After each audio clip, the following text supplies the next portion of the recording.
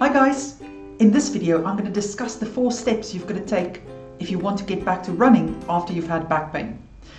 My name is Marika. I'm one of the physios from sportsinjuryphysio.com, where you can get online physiotherapy assessment as well as treatment for your injuries. So have a look at the description of this video if you want to have a link to the website.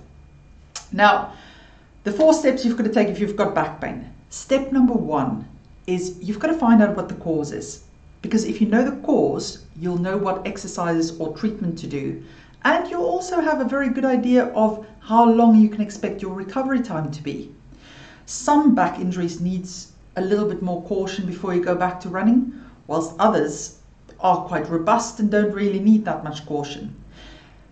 You do not need a scan to know what's causing your back pain. A physiotherapist can help you with that. So they can assess you through making you do movements, listening to what your symptoms are, how you injured your injury, all of those things. If you put them together, it gives you a very good idea of what injury a patient has.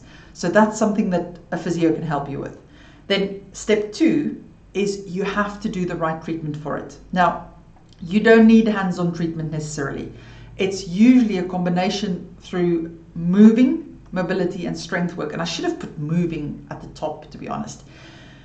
We used to, well, not long before my time, early 90s and 80s, they used to put you on bed rest if you had back pain. And we now know that that's probably the worst thing you can do. If you just rest an injury, you may get that the pain settles a bit, but with back pain, to be honest, it doesn't even work that well.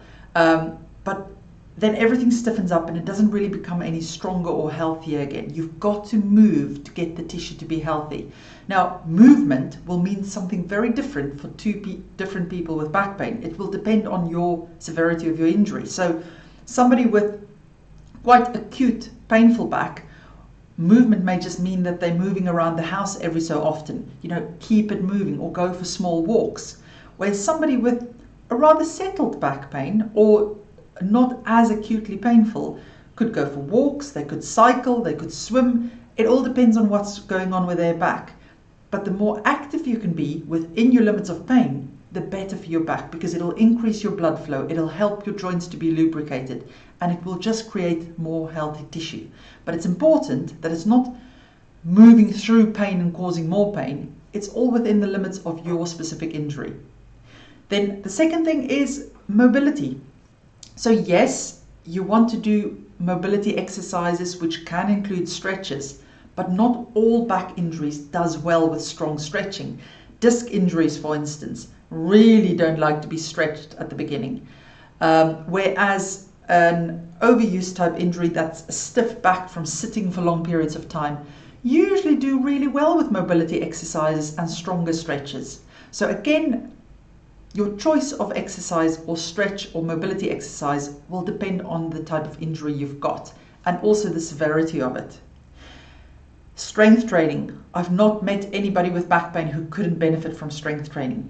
And it's actually for 2 reasons. The most obvious one is that it strengthens the muscles, stabilizes the spine, and the stronger the muscles are, the less force goes through the joints, the ligaments, and the discs and stuff.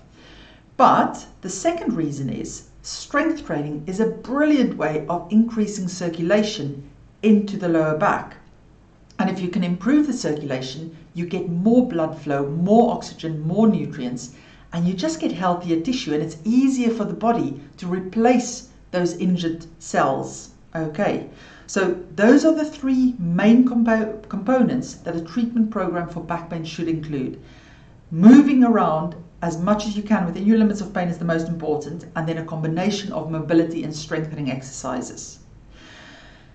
Now, the 3rd step is that you have to allow enough time to pass, because the body can't just, it's not like a switch that you can just pop something back in and then you're fixed. I despair when people injure their backs and the first immediate thing they say is, oh, they need to go see a chiropractor or a physio or somebody to manipulate the back to get it back into place.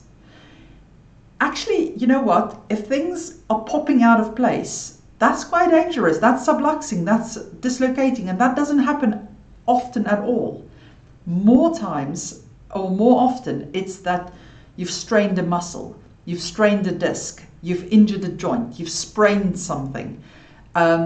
think of it in lines with an ankle joint.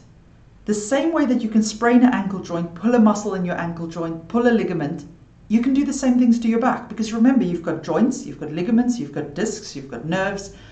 It's not that you need something cracked to go back in place. And these structures, once you've injured them, if you've given them a sprain or a strain or a tear or something like that, the body needs a certain amount of time to replace those damaged cells with new ones and strong ones.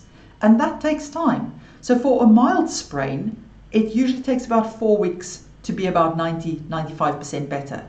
For a more severe sprain, it can take 6 weeks, 3 months, even a bit longer, depending on how bad it is. Disc injuries, in my experience, if it's a mild disc injury, about 6 to 8 weeks. If it's a more severe disc injury, 3 months or longer. And if it's a really severe one, it can take up to 2 years to get to full strength. That doesn't mean 2 years of you being in pain, but just 2 years of you being in a situation where it's easy to flare it up. And again, it doesn't mean 2 years with no running. It just means that you're likely going to have to be a little bit more careful or take longer before you can introduce the running.